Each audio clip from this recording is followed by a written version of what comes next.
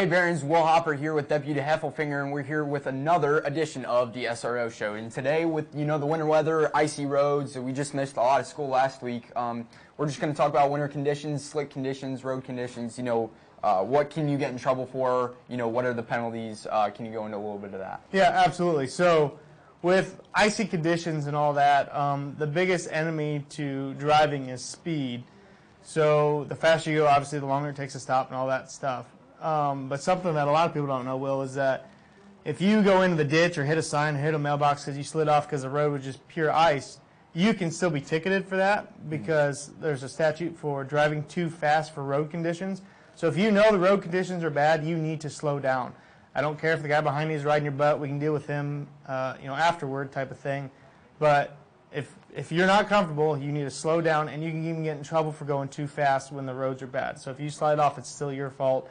If you hit something after you slide off, it's still your fault.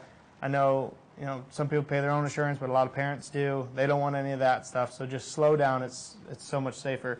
Another thing we want to touch about real quick, that if you were to get in an accident, it's always best to stay with your vehicle. Sometimes phones are really hard to find after an accident, so stay with your vehicle because that's the easiest way to be found, and it's the best way to stay warm. Also, if you were to hit, say, a telephone pole or someone around you hit a telephone pole, whether you break it off, whatever you hit it, unless your vehicle is on fire, you do not leave your vehicle.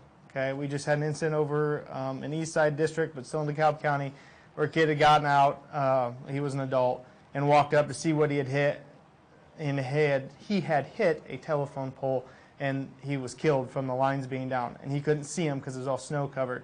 So if you hit pole or think you might have hit a pole, wait in your vehicle, unless your vehicle is on fire. Obviously get off if it's on fire, but you wait in your vehicle until a first responder, whether that me, medics, or fire, tell you can get out, just so no one gets hurt or killed from it. Absolutely, yes. That was very sad news to hear about last week. But, Barons, make sure we're staying safe out there. Make sure, with these slick road conditions, as we said, drive safe and just be careful. So that's going to be it for this week with the SRO show, and we're going to send it back to the anchors. Thank you, Will.